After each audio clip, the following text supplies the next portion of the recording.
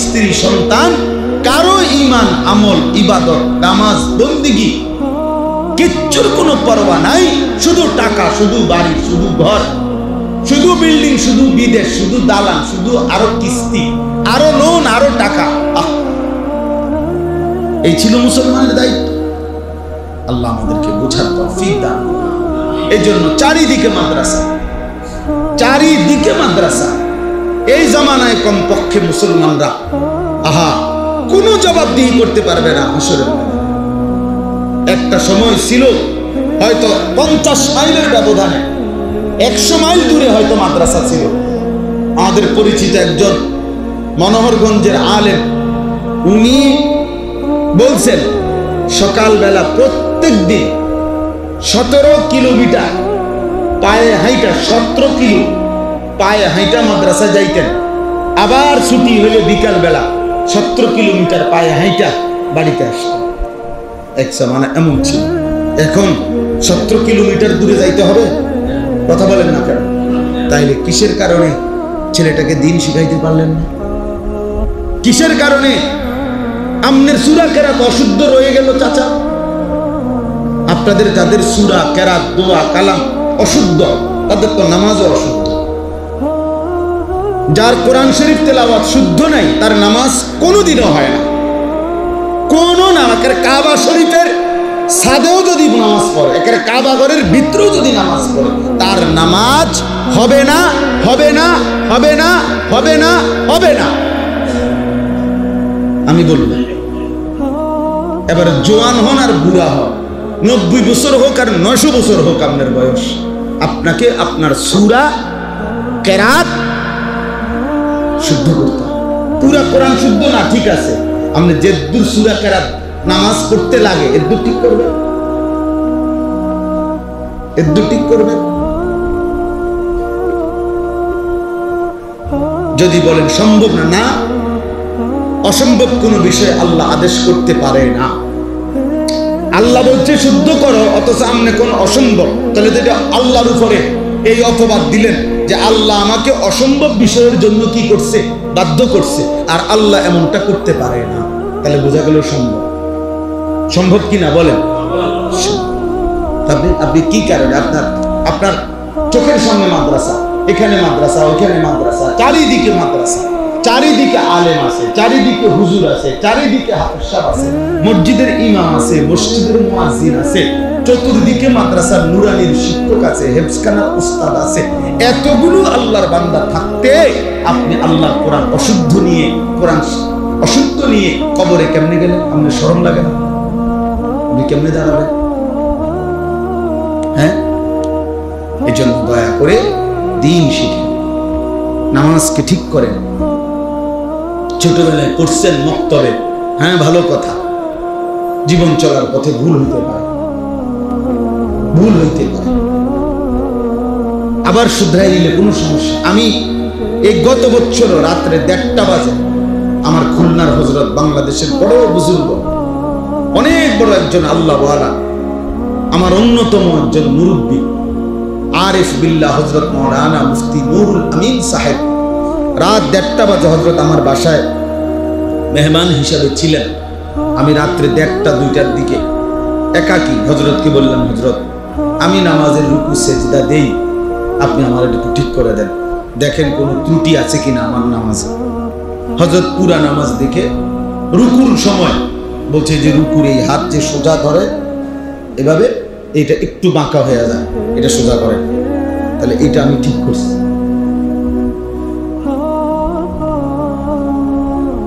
কথা বলে, তাহলে আমার যদি ঠিক করার দরকার হয়, আপনার ঠিক করার দরকার নেই না? আপনার কোনো ভুল নাই, তত এটা উচিত ছিল না? একজন আলেমকে দেখানো যে হুজুর আমার উজুটা হয়নি,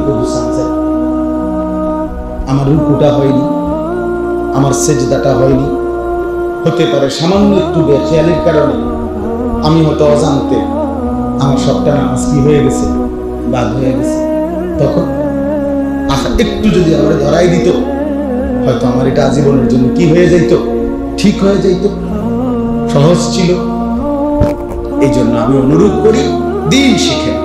এই ইসলাহি মজলিস ধারাবাহিক করেন, জুম্মার বয়ান ধারাবাহিক শুনেন, ওলামায়ে কেরামের কাছে নিয়মিত আসা যাওয়া করেন। স্কুল পড়ুয়া, কলেজ পড়ুয়া ছেলে, তোমাদের কাছে বলি ভাই, বৃহস্পতিবারের পর একটু, শুক্রবার দিনে একটু সময় বাহির করো, শনিবার দিনে একটু সময় বাহির করো। ব্যবসায়ী ভাই, আপনি একটা সময় বাহির করেন। বয়স্ক চাচারা, আপনারা আপনাদের ইমাম সাহেবের সাথে সম্পর্ক করেন। এশার নামাজের পরে আধা ঘন্টা সূরা কেরাত মশক করেন, ফজরের নামাজের পরে মশক করেন, আসরের নামাজের পরে মশক না যাইয়েই আস্তে মানে সালামটা ফিরেতে দেরি সাদওয়ানে ওটা আব্বা বসে আছে, সাদওয়ানে গিয়ে বসে বসে এবার 14 গোষ্ঠীর যত বদ গীবত, সারা এলাকার পুরা ইউনিয়নে যত গীবত, যত শেকায়েত, যত বিড়ি বন আর যত ফালতু কথা, এ বসে বসে বসে বসে বন খায়, পান খায়, বিড়ি খায়, আর এডি কর বাজে কথা, বেহুদা কথা বলে। অথচ এটুকু সময় 3 মাস চেষ্টা করলে 10টা সূরা ঠিক হয়ে যায়, রুকুটা ঠিক হয়ে যায়, আখিরাতটা সুন্দর হয়ে যায়। তো আখিরাত তো যে কিছুই মনে করে না। তাহলে চেষ্টা করবেন তো ইনশাআল্লাহ। আমি অনুরোধ করি, আমার এই মাওলানা আশরাফ আপনাদের এই সিংহারি খোলা যেই মাদ্রাসায় নতুন করে তাকে আমি পাঠাইছি, আজকেও আমি মাদ্রাসায় এসে বসছি, মাদ্রাসায় বলছি, মাদ্রাসার ছাত্র সংখ্যা, শিক্ষক সবকিছু আমি শুনছি। এখন আমি বলছি, আগামী সামনে কোন ওস্তাদ মাদ্রাসার নতুন করে আমারে না জিজ্ঞাসা করে নিবা না ইনশাআল্লাহ। আর বলছি যে আমি আরো যা পড়া দরকার বলবো ইনশাআল্লাহ, কিন্তু সে একজন উপযুক্ত আলেম, আমি নিজে তাকে দিছি, আমার ঘনিষ্ঠ সাগরিদ। তো এই জন্য বললাম যে একজন আলেমের দিন থেকে আপনারা আরো উপকৃত হন, আরো মসজিদের ইমাম সাহেব, ওলামায়ে কেরাম, যার যে ওইখানে মাদ্রাসা আছে, এই মাদ্রাসার নাম ওইটা, জি ওইখানে তো আমি গেছি মাহফিল, ওই যে ওই হুজুর আসছে যে মাদ্রাসার হুজুর, হ্যাঁ মাশাআল্লাহ। তো ওই মাদ্রাসা আছে, ওইখানে ভালো ভালো আলেম আছে, আপনি যান ওনার কাছে, 2টা সূরা ঠিক হ্যাঁ না হেতর্গ মাদ্রাসা, আমি কীর্তন দেখি, আরে বাপরে হেতর্গ মাদ্রাসা, অমুকের মাদ্রাসা আমগো গীতা, আমাদের গীতা মানে মাদ্রাসা কারো আব্বা, কথা বলেন না কেন? মাদ্রাসা আল্লাহর জন্য, কেউ করতে পারে, কিন্তু তার মানে এটা উনি কিনে নিয়েছে, এটা ওনার পকেটের জিনিস, তা আল্লাহর জন্য। আল্লাহ আমাদেরকে তৌফিক দান করে, আপনাদের ছেলেদেরকে, আপনাদের সন্তানদেরকে এই সিংহারি খোলা মাদ্রাসায় আবার ভর্তি করা, নতুন করে আরেকবার ভাবেন, আরেকবার ফিকির করেন, নিজেদের সন্তানকে বঞ্চিত করবেন না। আল্লাহ আমাদেরকে তৌফিক দান করে। কোরআনুল কারীমের এই আয়াতটি কোরবানিকে উপলক্ষ করে। এই পৃথিবীর ইতিহাসে প্রথম কোরবানির যে শুরু, সেই ঘটনাটা আল্লাহ তাআলা এখানে উল্লেখ করছে, এবং এই ঘটনা উল্লেখের মাধ্যমে কোরবানি সহ সমস্ত ইবাদতের ক্ষেত্রে একটা চূড়ান্ত মূলনীতি ঘোষণা করছে। 2টা জিনিস মনে রাখতে হবে। 1 নাম্বার হলো কোরআনুল কারীমের মধ্যে বিভিন্ন সংক্ষিপ্ত ঘটনা আছে, পূর্ববর্তী জাতি, ইতিহাস, ব্যক্তি, গোত্র, কওম, এদের। কিন্তু কোরআনুল কারীমের একটা নীতি হলো, শুধু কোনো ঘটনার যেই অংশটুকু শিক্ষণীয়, কোনো বিশেষ উদ্দেশ্যে, ওই অংশটুকুই শুধু কোরআনুল কারীমে উল্লেখ হয়েছে। এমনি শুধু গল্প বলার জন্য, লম্বা কাহিনী বলা, কিচ্ছা শুনাইবার জন্য, এটা উদ্দেশ্য না। স্বাভাবিকভাবে আমরা ছোটবেলায় মায়েরা, চাচিরা, বড় ভাইরা আমাদের গল্প শুনাইতো, তো এটা হলো জাস্ট গল্প শোনাবে, এই জন্য লম্বা করে বলতো বাই সিরিয়াল। কিন্তু কোরআনুল কারীমের মধ্যে অনেক ঘটনা আছে, কিন্তু কোনো ঘটনাই এই উদ্দেশ্যে না যে শুধু গল্প শোনাচ্ছে, না, বরং কোনো নির্দিষ্ট উপদেশ, নসিহত, শিক্ষা সেটার জন্যই ঘটনাগুলো উল্লেখ করা হয়েছে নির্দিষ্ট পরিমাণ।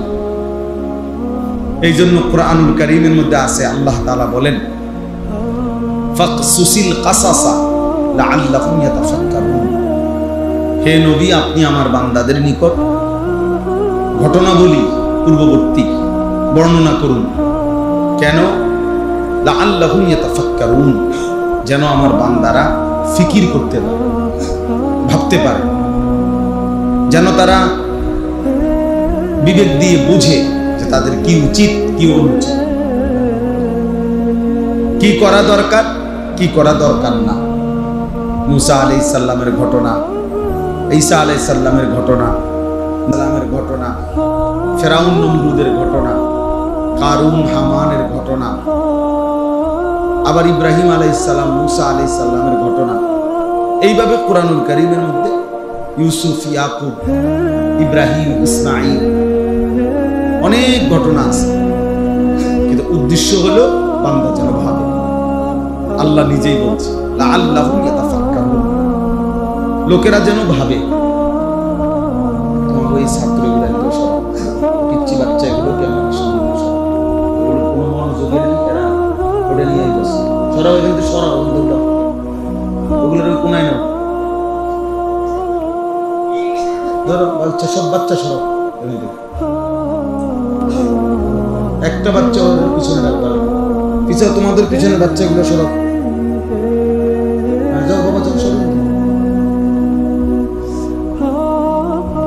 কোরআনুল কারীমের মধ্যে আল্লাহ তাআলা আরেক জায়গায় বলছেন লাকাদ কানা ফি কাসাসিহিম ইবরাতুল লিউলিল আলবাব। পূর্ববর্তী ঘটনার মধ্যে যারা বিবেকবান তাদের জন্য ইবরত, উপদেশ আছে, উপদেশ আছে, শিক্ষার উপকরণ আছে, যাদের বিবেক আছে। তাহলে বিবেকবানদের জন্য কোরআনুল কারীমের ঘটনাবলীর মধ্যে উপদেশ আছে, আল্লাহ তাআলা বলছেন। তো এইখানেও একটা ঘটনা, এটা কোরআনুল কারীমের মধ্যে আছে। আল্লাহ তাআলা ইউসুফ আলাইহিস সালামের ঘটনা বলছেন, নাহনু নাকুসু আলাইকা আহসানাল কাসাস। আল্লাহ তাআলা নিজেই বলছে, হে বন্ধু, আমি আপনাকে বড় সুন্দর একটা গল্প শোনাচ্ছি, গল্প শোনাইতেছি, ইউসুফের গল্প। তো এরপরে উদ্দেশ্য কি? উদ্দেশ্য হলো নিজেদের জীবনে এই ঘটনা থেকে শিক্ষা নেওয়া। কোরআনুল কারীমের মধ্যে আছে, আল্লাহ তাআলা বলছেন আসহাবে কাহাফ, 7 জন যুবক যারা পূর্ববর্তী জামানায় আমাদের নবীজির আগে ঈমান আনছিল। সমস্ত দেশ রাষ্ট্র সকলেই যখন মুশরিক ছিল, তখন মাত্র 7টা যুবক পূর্ণ ঈমানদার হয়েছিল। আল্লাহ তাআলা নবীজিকে বলছেন তাদের গল্প আমি আপনাকে শোনাচ্ছি। নাহনু নাকুসু আলাইকা নাবাআহুম। আল্লাহ তাআলা বলছে আমি তাদের ঘটনা আপনাকে শোনাচ্ছি। তাহলে কোরআনুল কারীমের মধ্যে এরকম বহু ঘটনা আছে। সমস্ত ঘটনার উদ্দেশ্য হলো আল্লাহর বান্দা যেন উপদেশ হাসিল করে, শিক্ষা অর্জন করে, এখান থেকে যেন পরবর্তী জীবন নিজের জন্য কিছু নিতে পারে। এজন্য ইতিহাসকে দর্পণ বলে, আয়না বলে। ইতিহাসকে বলে আয়না, অর্থাৎ আয়নাতে যেমন দাঁড়াইলে নিজের চেহারা ত্রুটি ভালো উপলব্ধি করা যায়, ঠিক ইতিহাসের দিকে তাকাইলে নিজের মধ্যে ত্রুটি এবং নিজের মধ্যে করণীয়, উচিত অনুচিত, এটা উপলব্ধি হয়। যেমন আমরা নমরুদের ঘটনা শুনলাম, ফেরাউনের ঘটনা শুনলাম, এখান থেকে কিছু শিখলাম। আমরা আবার মুসা আলাইহিস সালাম, ইব্রাহিম আলাইহিস সালামের ঘটনা শুনলাম, সেখান থেকেও কিছু শিখলাম যে আমাদের জন্য এটা উচিত, এটা অনুচিত, এটা আমাদেরকে করতে হবে, এটা আমাদেরকে ছাড়তে হবে। আল্লাহর অনুগতদের পুরস্কার কি, অবাধ্যদের পরিণতি কি। এইভাবে আল্লাহ তাআলা কোরআনুল কারীমের মধ্যে ঘটনাবলী উল্লেখ করছে। তো এইখানেও একটা ঘটনা, কোরবানিকে কেন্দ্র করে আল্লাহ তাআলা এই ঘটনা উল্লেখ করছেন যেন আমরা এর থেকে সবক নিতে পারি, উপদেশ গ্রহণ করতে পারি। তাহলে ঘটনাটা কি, এটা সংক্ষিপ্ত আকারে আমি বলতেছি, আপনারাও জানেন, এরপরও আবারও বলা, প্রত্যেক কথাই অনেকেরই আবার আগের থেকে জানা আছে। আবার বলা হয় কেন?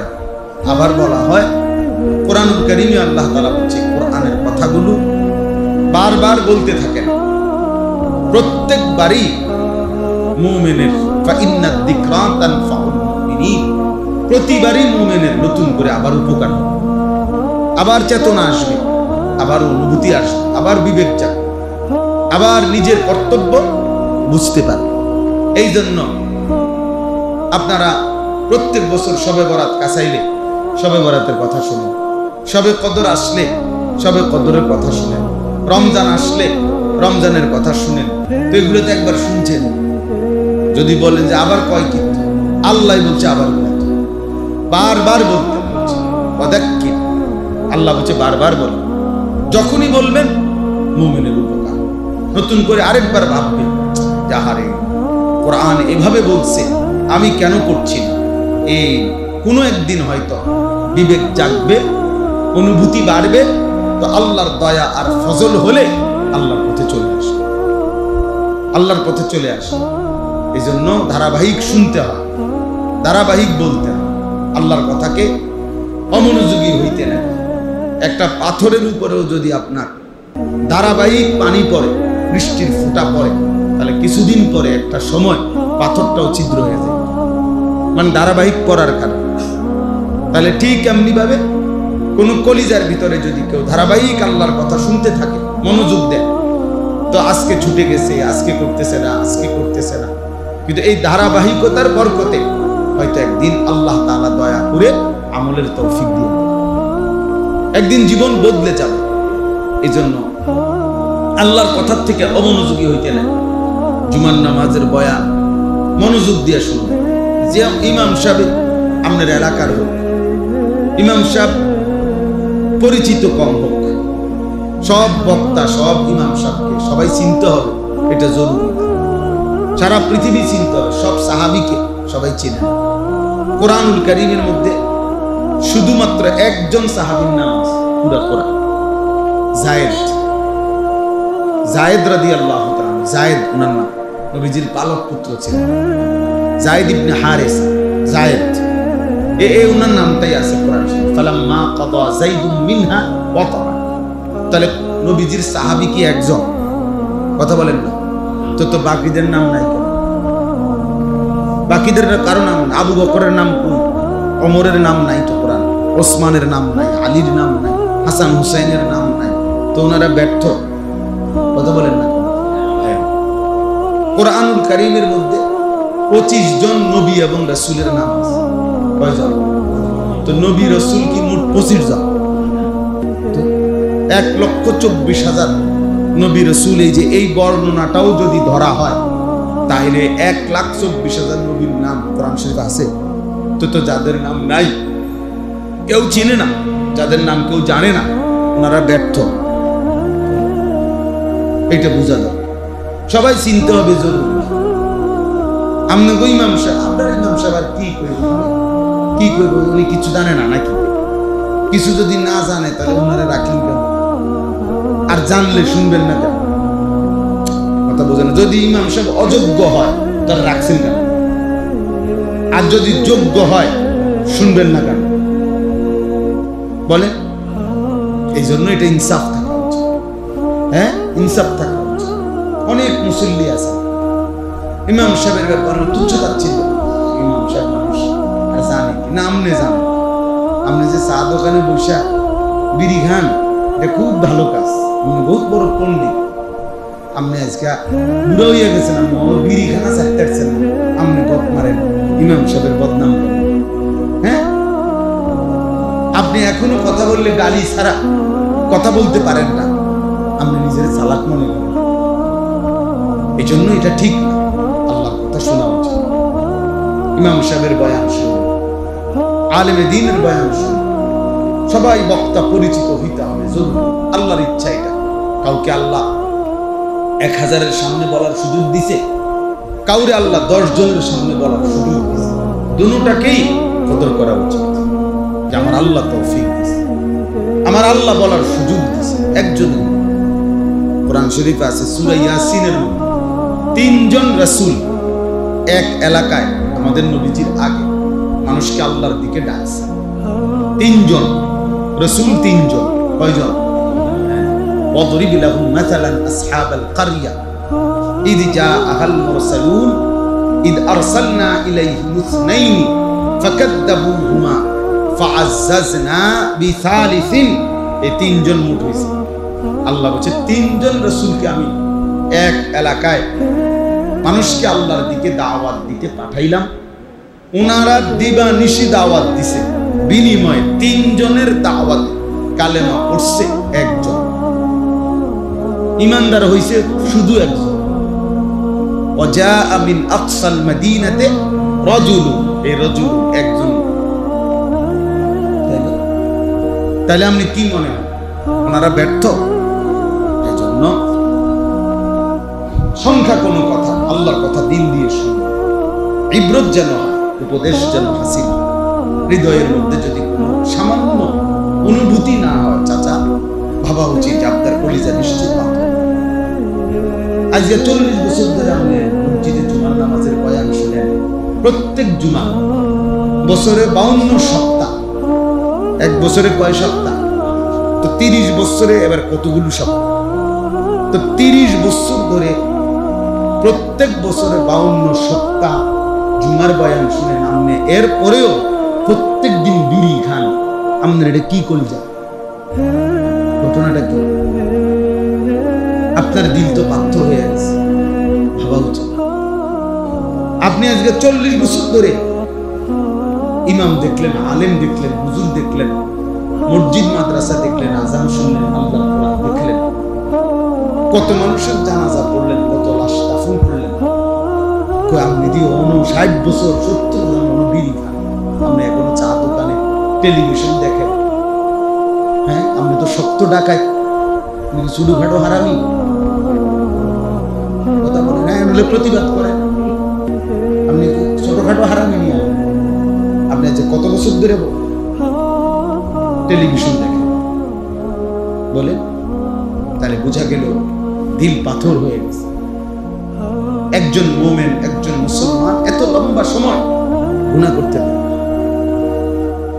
গুনাহ হলেও পিছলা খাওয়ার মতো হইতে পারে, অর্থাৎ কেউ চলার পথে কখনো কখনো হুচট খায়, পিছলা খায়, আবার উঠে দাঁড়ায় যায়। কিন্তু তাই বলে মানুষ সারাক্ষণ পিছলা খায়, মানুষ সতর্ক হয়ে যায়। এরপর তাহলে গুনাহ হলে এক ধরনের পিছলা খাওয়া, যে কখনো ভুল হয়ে গেছে, কখনো গুনাহ হয়ে গেছে। কিন্তু মুসলমান যে আখিরাত চেনে, আল্লাহকে চেনে, যে বুঝে যে আমাকে মরতে হবে, খোদার কসম সে ধারাবাহিক লাগাতার এক তালে একই নিয়মে প্রতিদিন নিয়মিত গুনাহ করতে পারবে না। এটা কোনো মুসলমান। 30 বছর সুদ খাবেন, কি ডাকাইতে না? আমি কিসের মুসলমান? একজন মুসলমান 30 বছর সুদ খাবে প্রতিদিন, প্রত্যেক দিন ওজনে কম দিবা, তুমি মুসলমান? কোনদিনই ফজরের নামাজ পড়বা না, তুমি মুসলমান? হ্যাঁ, 365 দিনে একদিনও ফজরের নামাজ পড়তেন না, তো নিকৃষ্ট জানোয়ার। হয়তো নিকৃষ্ট জানোয়ার, মানুষরূপী জানোয়ার, জানোয়ারের চাইতে নিকৃষ্ট। তো মানুষ নামের কলঙ্ক আল্লাহ কোরআন বলছে, কোরআন তাকে জানোয়ার বলছে, আনআম চতুষ্প জন্তু বলছে। লাগাতার মিথ্যা বলে কেন? আপনার ঘরে প্রতিদিন টেলিভিশন চলবে, প্রত্যেক দিন একটা ডেইলি আপনার ঘরে নাচ গান নাটক সিনেমা। তার মানে আপনি কোনোদিনও এটা ভাবতেন না যে এটা গুনাহ? কথা বলেন, আপনার কি কোনোদিন বছরের কোন সময় আপনার মনে পড়তো না এটা যে গুনাহ? তার মানে আপনি এটাকে গুনাহই আর মনে করেন। আপনি মনে করছেন এটা একটা ছেলে খেলা, মস্কারি। আর হুজুররা যে নিষেধ করছে, আপনি মনে করছেন হুজুররা ফাইজলামি করে। হ্যাঁ, বুঝছেন না কথা? আপনি মনে করছেন যে নাচ গান নর্তকীর ছবি দেখাতে হারাম, হুজুররা কয় কয় আর কাম নাই দীক্ষা তাতে নাই তো। 30 বছর প্রতিদিন আপনার ঘরে টেলিভিশন চলে কেমন বলে? প্রতিদিন মিথ্যা বলে কেমন? প্রতিদিন নামাজ ছাড়া থাকে কিভাবে? এজন্য নিজের হিসাব নিজে মিলাই, এক জাররা বিবেক, এক বিন্দু বিবেক খাটানো জরুরি। চালাকি ভাববেন না কেউ কাউকে। আপনি আমারে বুঝ দিলেন, আমি আপনারে বুঝ দিলাম, এসব চালাকি করলে হবে না। হুজুর আমরা গ্রামের মানুষ, আমরা সাধারণ মানুষ, কোন রকম দিন আইনা দিন খাই, আমরা এত তান টোয়াই বলবো, এসব ফাঁক না আলা, হ্যাঁ টাঙ্গাইয়া ফিটবো, এমন ফিডা ফিটবে। আমাদের মস্কারি ফাইজলামি করে কি ভাবছেন? আখিরাত মামুলি? কথা বলেন না কেন? আখিরাত মামুলি? আখিরাত কি মসজিদে 30,000 টাকা দিলে জান্নাত, দুই কাতার টাইলস কিনে দিলে জান্নাত। আখিরাতের মূল্য জান্নাত এই দুই কাতার টাইলস, 4টা ফ্যান দিয়ে দিয়েছেন বেহেশত নাকি? বেহেশত কি 2টা রুম আর একটা বারিন্দা নাকি? তো কি মনে করছেন? হ্যাঁ 60 বছর মিথ্যা বলতেছেন, আপনি কেমনে জান্নাতে যাবেন? প্রতিদিন বিড়ি সিগারেট খান, আপনি কেমনে আখিরাতে যাবেন বলেন? প্রতিদিন আপনার উপার্জন হারাম, ওজনে কম দেন, ঠকান, মিথ্যা বলেন, কিস্তি নিতেছেন, লোন নিতেছেন, সুদ খাইতেছেন, ঘুষ খাইতেছেন, আপনি তো হারামখোর। আপনি জান্নাতি হবেন কেন? হারামখোর জান্নাতি হয় কিভাবে? আল্লাহ নবী সাল্লাল্লাহু আলাইহি ওয়াসাল্লাম বলেছেন, লা ইয়াদখুলুল জান্নাতা জাসাদুন গুযিয়া বিল হারাম। যেই দেহ হারাম দ্বারা বেড়ে উঠেছে, আল্লাহ রাসূল সাল্লাল্লাহু আলাইহি ওয়াসাল্লাম বলেন ওই দেহ জান্নাতে প্রবেশ করবে না। লা ইয়াদখুলুল জান্নাহ, সে জান্নাতে ঢুকবে না। তাইলে জান্নাত আপনার আমার বাপের সম্পত্তি। আল্লাহ আমাদেরকে বুঝার তৌফিক দান। বাবা আমার সাফ সাফ নিজেকে চালাক ভাইবেন, মিথ্যুক চালাক না, মিথ্যুক বোকা, সুদখোর বোকা, ঘুষখোর বোকা, বেনামাজি নাফরমান ওই বোকা। যে ছেলেগুলো নামাজ পড়ে না, আপনাদের যে সমস্ত ছেলেগুলো, ওগুলো অপদার্থ, ওগুলো মানুষ নামের জানোয়ার। আমি বলব, যদি কারো প্রতিবাদ করতে মন চায় করেন, আসেন আমি আপনাদের বুঝাই। যদি বলেন কোরআন দিয়ে বুঝাইতে তাও সম্ভব, হাদিস দিয়ে বুঝাইলে তাও সম্ভব, যুক্তি দিয়ে যদি বুঝাইতে চান তাও সম্ভব। ওই জানোয়ার, যার কপালে সেজদা নাই ওই জানোয়ার। কেন? কারণ কেন সেজদা দেয়? প্রত্যেক বেনামাজি নাফরমান কেন সেজদা দেয়? তার মনের ইচ্ছা দেয় না, তার মন চাইছে দেয়। মানে আল্লাহর সাথে রাগ করার ন্যূনতম কোন যুক্তি কারণে আপনি একটা কারণ দর্শান যে আল্লাহর সাথে আমি এই কারণে রাগ করছি। কি? যে আল্লাহ আমার সামনে সবটি লোকে আল্লাহ নিঃশ্বাস দিতে আছে, আমার 1 ঘন্টা ধরে নিঃশ্বাস বন্ধ রাখছে, এই জন্য আমি আল্লাহরে সেজদা দেই। কে এরকম? সবগুলো মানুষের আল্লাহ তাআলা আলো দিয়ে রাখছে, রোদ আমার জন্য অন্ধকার করে রাখছে। হ্যাঁ, কিন্তু কি কারণ? একটা যুক্তি আসেনি বলেন যে এই কারণে আমি আল্লাহর সাথে রাগ করছি। তাইলে কোরআনুল কারীম স্পষ্ট বলছে, মিয়া ছেলেরা বাবা শোনো, যদি মায়ের সন্তান মানুষের বাচ্চা হও, মুসলমানের সন্তান যদি হও, শুনো আল্লাহ তাআলা কোরআনে বলছে মনের ইচ্ছা মতো যে চলে, আল্লাহর কসম, আল্লাহ বলছে তার উদাহরণ হলো ওয়াত্তাবা হাওয়াহু ফামাসালুহু কামাসালিল কালব। আল্লাহ বলছে যে তার মনের ইচ্ছা মতো চলে, তার উদাহরণ হলো কামাসালিল কালব, কুত্তার মতো, কুত্তার মতো, কুত্তার মতো, কুত্তার মতো। সাফ বাংলা। হ্যাঁ, ওই জীবন কুত্তার জীবন। কালবুন অর্থ কুকুর। আপনি জিজ্ঞাসা করবেন যে কোনো হুজুরে জি, আমরা এলাকার হুজুরে জি। তাইলে এই জন্য বেনামাজির জীবন কুত্তার জীবন, হারামখোরের জীবন জানোয়ারের জীবন। তো বলে হুজুর আমনের গুনাহ নাই? আছে, 100 বার আছে। কিন্তু ওই যে বললাম 2 রকম, কারো গুনাহ হলো হুজুর খাওয়া, কারো গুনাহ হলো লাগাতার করতে থাকা। বুঝেন না? হুজুর খাবে।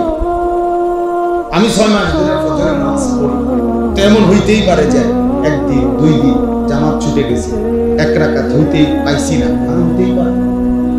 কথা বুঝছেন না? তাই বলে 365 দিন 1 বছরে কোনোদিন নামাজ পড়বে না, এটা একটা সিরিয়াল বানাই দিয়েছে। এটা স্বাভাবিক, স্বাভাবিক। প্রতিদিন মিশা প্রত্যেক বেলা ওজনে কম, কিন্তু এটা বুঝি হোঁচট খাইছে।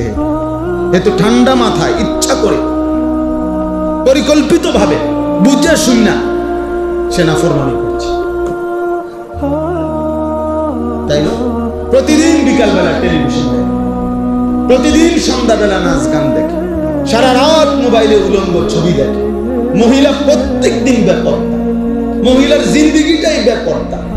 মহিলা রাস্তার লগে পুকুরের ধারে গোসল করে, বেড়ে ছাইয়া তাই। এই অপদার্থ মহিলা, এটা কিসের মহিলা বলেন? এটা শুধু গুনাহ, এটা সীমা লঙ্ঘন। কথা বলেন? এটা বাড়াবাড়ি, এটা অহংকার, এটা ঔদ্ধত্য, এটা আল্লাহকে পরোয়া না করা। যে তুমি নিষেধ করছো, রাখো তোমার নিষেধ। আল্লাহকে বৃদ্ধাঙ্গুলি দেখো, তার রাখেন আমনের নিষেধ, আমনে তো। আল্লাহ আমাদেরকে মাফ করবেন। এজন্য প্রিয় ভাই আমার, বন্ধু আমার, বাবা আমার, বুঝতে হবে এটা। ভাবতে শিখে, ভাবতে শিখে, নিজের ভালো বোঝেন।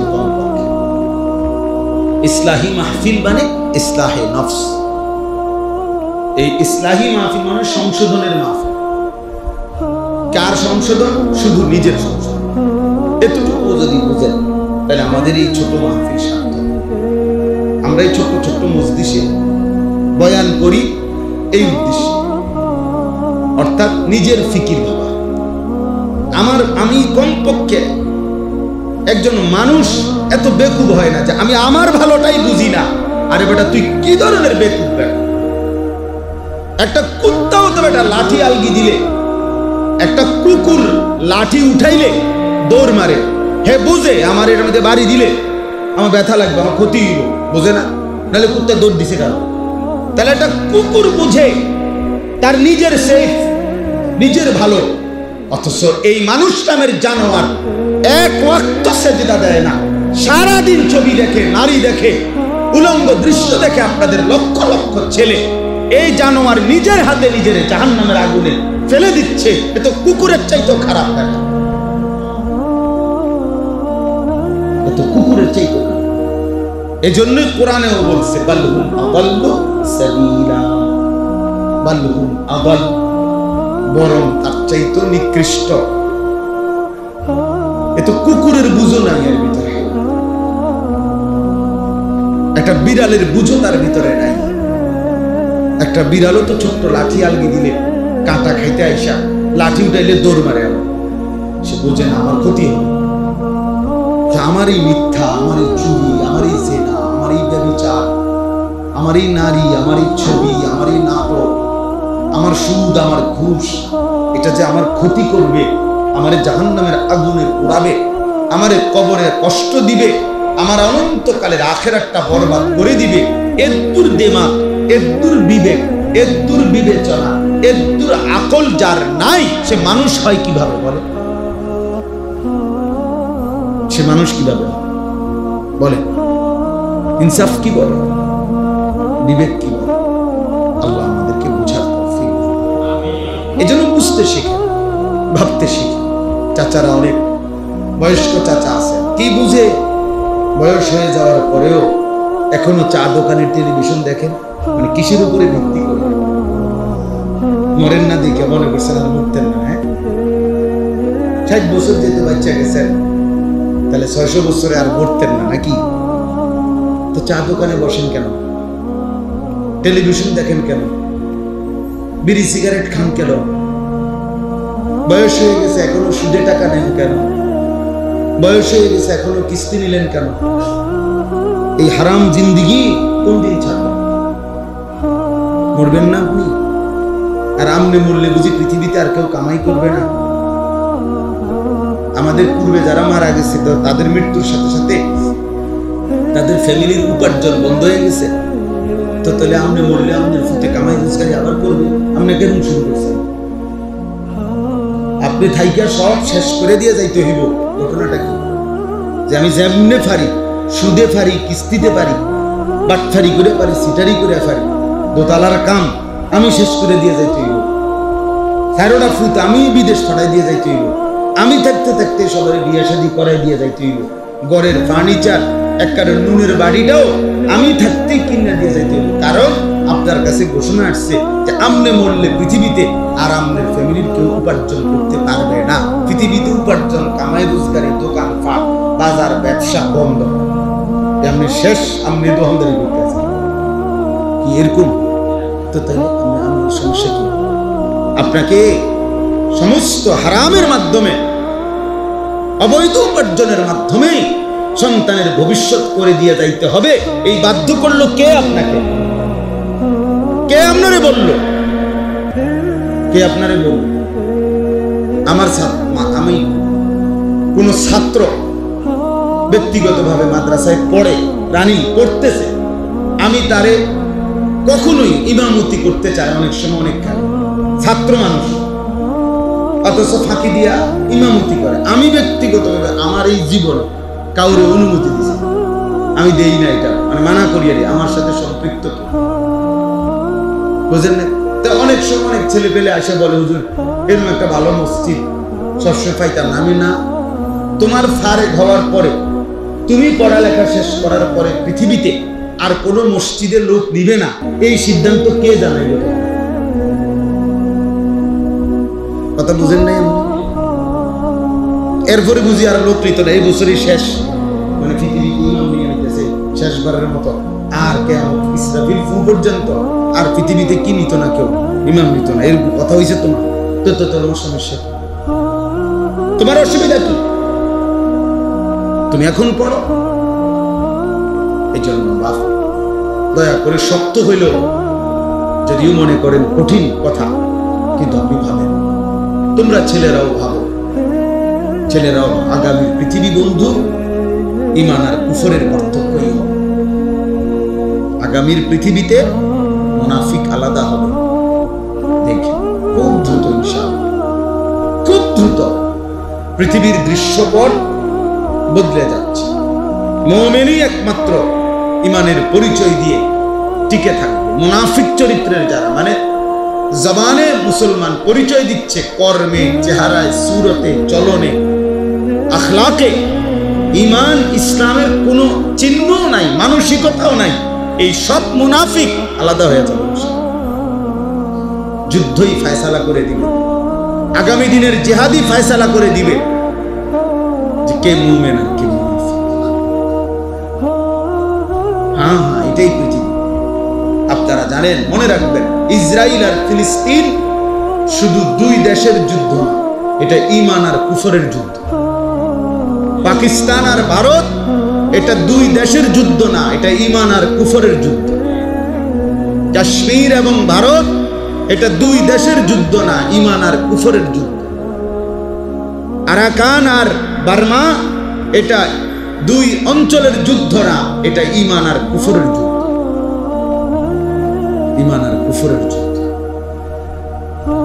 সারা পৃথিবী এই যুদ্ধে ধীরে ধীরে জড়াবে। এক পক্ষে মুমিন, আরেক পক্ষে বেঈমান। এক পক্ষে মাহদি, আরেক পক্ষে দাজ্জাল। এক পক্ষে মুসলমান, আরেক পক্ষে ইহুদি এবং ইহুদিদের দোসর। সেদিন তোমরা ছেলেরা যারা, তারা অব্যাহত যারা তোমরা ছেলে, নামাজ পড়ো না, কোনদিন সেজদা দাও না, রাত দিন নারী, ছবি, মদ, জুয়া, মোবাইল, উলঙ্গ ছবি আর দৃশ্য নিয়ে ব্যস্ত আছো, তোমরা ময়দানে টিকে থাকতে পারো।